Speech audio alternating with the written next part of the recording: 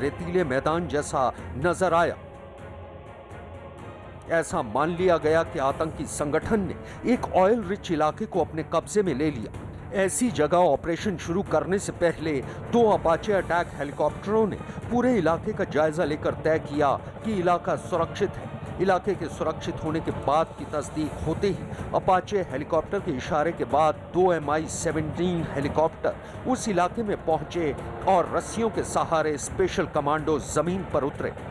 ये एक operation area है। ये सीधी लड़ाई की तस्वीरें इस तरीके की होती हैं और आप देख सकते हैं कि Mi-17 हेलीकॉप्टर्स यहाँ पे पहुँचे हैं। लगातार अपाचे अटैक हेलीकॉप्टर इस पूरे एरिया को गार्ड कर रहा है और अब इन हेलीकॉप्टर के जरिए फिर से एक और कमांडोज की टीम को उस लोकेशन पर उतारा जा रहा है जहां पे कि आतंकियों के छुपे होने की खबर है और उस ऑपरेशन को अंजाम दिया जाना है।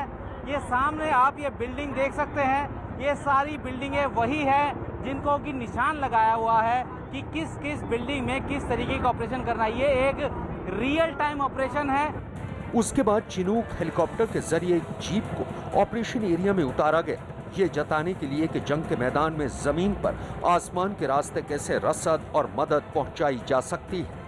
आप देख सकते हैं चिनूक जो कि हैवी लिफ्ट हेलीकॉप्टर है, भारतीय सेना ने इसको अमेरिका से लिया है। वो अब मैदान जंग में आप देख सकते हैं कि एक टैक्टिकल व्हीकल को उतार रहा है। इस हेलीकॉप्टर की यही खासियत है कि ये भारी से भारी सामान को आसानी से उन सब इलाकों में भेज सकता है। बात करें अगर हम लोग अमेरिका ने जो ऑपरेशन किया था लादेन पर, उस वक्त भी इन हेलीकॉप्टर्स का भी इस्तेमाल किया गया था और ये इस वक्त मैं उस जगह पे जहां ऑपरेशन करना है उस जगह पे जो है इस वक्त ये जो जीप है उसको टैक्टिकल व्हीकल है उसको यहां से उतारा जा रहा है। भारतीय सेना और अमेरिका के बीच जारी अभ्यास में अमेरिका की बख्तरबंद गाड़ी स्ट्राइकर भी आकर्षण का केंद्र रही। यह वही गाड़ी है जिसके जरिए अमेरिकी सेना इराक और अफगानिस्तान में अपने ऑपरेशन को अंजाम देती आई है।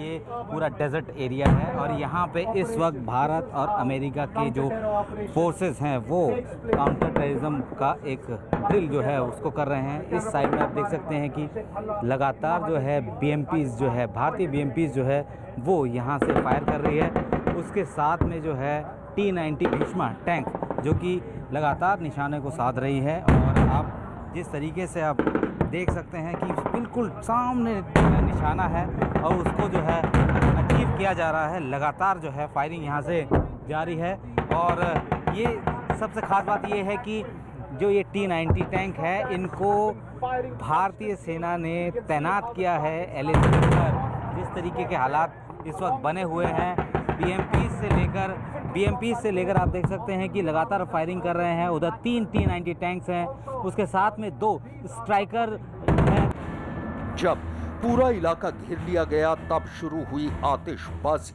गोलीबारी। T-90 tank, infantry combat vehicle और अमेरिकी स्ट्राइकर ने पूरे इलाके को घेर लिया, टारगेट सेट किए और फिर जबरदस्त गोलाबारी। हर एक गोला सटीक निशाने को भेद रहा था।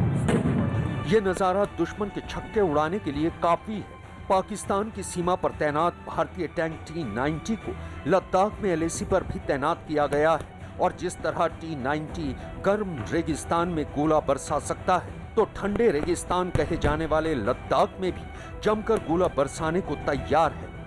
भारत और अमेरिका के बीच जारी युद्धाभ्यास जिसको नाम दिया गया एक्सरसाइज जोरावर, यानी कि वो शख्स वो नाम जिसने कि तिब्बत में घुसकर जो है उसको जीता था। आप देख सकते हैं सामने T-90 टैंक है। ये वही टैंक है जो कि भारतीय सेना ने LAC पर भारत और चीन के बीच जारी विवाद के चलते भेजे थे और वहाँ पे अब भी इनकी तैनाती है। इनकी खास बात यह है कि ये ऊंची हाई ऑल्टीट्यूड एरिया में बर्फ से भरे मैदानों में भी बेहतरीन तरीके से फायर कर सकते हैं और रेगिस्तान में तो आप सामने देख रहे हैं किस तरीके से लगातार ये फायर कर रहे हैं और अपने जो टारगेट है उसको अचीव कर रहे हैं। 8 फरवरी से शुरू होकर 21 फरवरी तक चलने वाले इस ऑपरेशन की असली थीम है काउंटर टेररिज्म। लिहाजा इस थीम के इर्द गिर्द दोनों सेनाओं ने एक दूसरे की ताकत और रण कौशल के बीच तालमेल को साझा करने का ही अभ्यास किया। इस थीम को नाम भी दिया गया है ऑपरेशन जोरावर। भारत और अमेरिका के संयुक्त युद्धाभ्यास की एक खास तस्वीर पर तवज्जो देना शायद बहुत जरूरी है, और ये तस्वीर है इस बंदूक की जिसे 6 सॉवर राइफल कहते हैं। ये राइफल अभी तक तो अमेरिकी सेना के सिपाही ही इस्तेमाल करते रहे हैं, मगर इस बेहद आधुनिक बंदूक को पकड़ना और चलाना अब हिंदुस्तान के सिपाहियों ने न सिर्फ सीख लिया है, बल्कि भारतीय सेना के पास अब ये बंदूकें भी हैं जिनकी आग उगलती नाल से इस्लामाबाद से लेकर बीजिंग तक का हाल बेहाल है। यहाँ बीकानेर में 6 सॉवर राइफल का परीक्षण किया जा रहा है। सेना युद्धाभ्यास में इन बंदूकों की मारक क्षमता को परख रही है। इस नई असॉल्ट राइफल का निशाना कितना सटीक है, इसकी जांच कर रही है। हाल ही में भारतीय सेना ने अपने सैनिकों की ताकत को बढ़ाने के लिए अत्याधुनिक गन्स जो है वो ली है, और इस वक्त आप देख सकते हैं कि सोल्जर जिस गन को लेकर इस वक्त एम लगा के बैठे हैं, ये 600 राइफल है। ये राइफल जो है भारत ने अमेरिका से ली है। इसकी खास बात यह है कि ये वजन में हल्की है और इसकी जो एक्यूरेसी है वो बहुत शानदार है। ये पहली बार ऐसा हो रहा है कि इस राइफल के साथ जो है भारतीय सेना किसी अभ्यास में शामिल हो रही है। खास बात यह है कि ये अभ्यास भी जो है अमेरिका के साथ ही चल रहा है, और अमेरिकन गन है ये। 30 राउंड्स इसे जो है इसमें आते हैं, और इसकी मारक क्षमता, इसकी सटीकता की वजह से ये दुनिया के सबसे लीथल वेपन में भी शामिल होता है। फिलहाल भारतीय सेना ने 72,000 गन्स पहले राउंड में मंगवा चुके हैं और दूसरा ऑर्डर जा चुका है, यानी कि 1.5 लाख गन जो है भारतीय सेना में इस वक्त पहुंच जाएगी। और यकीन मानिए LAC से लेकर LOC पर इन्हीं गन के साथ भारतीय सेना लगातार डटी हुई है। 6 सॉवर राइफल पानी में, कीचड़ में, रेत में और बर्फ में भी खामोश नहीं होती। 6 सॉवर राइफल वजन में हल्की होती है।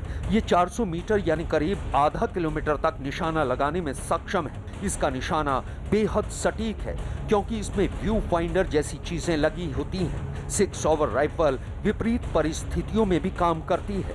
इन द इंटरिम हमें एक बहुत जरूरत थी एक राइफल की, हाई क्वालिटी राइफल की, तो वो हमको 6 सॉवर में दिखती है, और ये लाइन ऑफ कंट्रोल और लाइन ऑफ एक्चुअल कंट्रोल के ऊपर डिप्लॉय होगी, क्योंकि ये बंकर में से फाइटिंग के लिए बहुत आला दर्जे की है, क्योंकि इसकी रेंज बहुत अच्छी है। इसमें नाइट विजन कैपेबिलिटी है, नाइट फायरिंग कैपेबिलिटी है, इसकी एक्यूरेसी अच्छी है, रेंज अच्छी है। तो ये सारी चीजें मिला के देखा जाए तो ये weapon system line of control और लाइन ऑफ एक्चुअल कंट्रोल के लिए बहुत बेहतर है, जहां पे हम दुश्मन के सामने आंख में आंख डालकर बैठे हुए हैं। ऐसे हालात में ये बहुत ही जदीदतरीन हथियार है।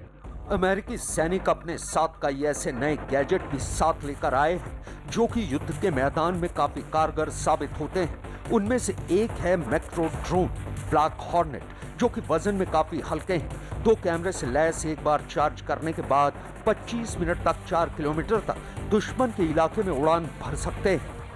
महाजन फील्ड रेंज में भारत और अमेरिका के बीच युद्धाभ्यास जारी है, और कई अलग अलग तरीके के इक्विपमेंट जो है अमेरिकन सोल्जर्स लेके आए हैं। ये आप देख सकते हैं, ये मिनी ड्रोन, इसको ब्लैक हॉर्नेट इसका नाम दिया गया है। और अब ये मेरे हाथ में है, लेकिन आप सोल्जर्स जो कि इस ड्रोन को ऑपरेट कर रहे हैं, आप देख सकते हैं कि यहाँ पे ऑपरेशन चल रहा है। इसमें 2 कैमरे लगे हुए हैं। इन 2 कैमरे के ज़रिए जो है ये जो है आने वाले आगे जो चुनौतियाँ हैं या दिक्कतें हैं उनको जो है देख सकता है। ख़ास बात यह है कि 4 किलोमीटर के रेडियस में ये काम करता है। बात करते हैं US आर्मी के अधिकारी से जो कि इसको ऑपरेट कर रहे हैं। How effective is this? Extremely effective for the purposes that we use it for. It's one of the only drones that the US commonly uses that's able to go inside of buildings, culverts, underneath things. भारतीय सेना के Rudra helicopter ने भी जमकर target को भेदा। दोनों का काम करने का तरीका अलग अलग है, तो उनके काम करने के तरीके में जो ड्रिल्स हमें अच्छी लगी वो हमने अपने ड्रिल्स में शामिल की, और हमारी जो ड्रिल्स अच्छी हैं वो उन्होंने अपने ड्रिल्स में शामिल करी है। तो बेसिकली मुद्दा ये था कि जहाँ कहीं भी अगर हमें मौका मिले एक साथ काम करने का तो दोनों एक साथ काम कर सकते। इस युद्धाभ्यास में शामिल होने भारत आए अमेरिकी सैनिक भी काफी कुछ सीख कर जा रहे हैं। Well, I think the experiences that we bring are nicely complemented by the different experiences of our Indian Army partners. The wonderful thing about coming together in this environment is that they can share with us their knowledge, their tactics, and their experiences. At the same time, we can share our experiences with them, and that is a very special opportunity for us. बीते 13 दिनों से यहाँ दुनिया की दो बेहतरीन army एक साथ मिलकर पसीना बहा रही हैं। ऐसे हालात से निपटने के लिए जो अचानक आते हैं और सब कुछ तहस नहस कर जाते हैं। सेना की कहावत है कि जितना अभ्यास में पसीना बहाओगे, जंग के मैदान में उतना कम खून बहाना पड़ेगा। शायद ये सैनिक इसी कहावत को अमली जामा पहना रहे हैं।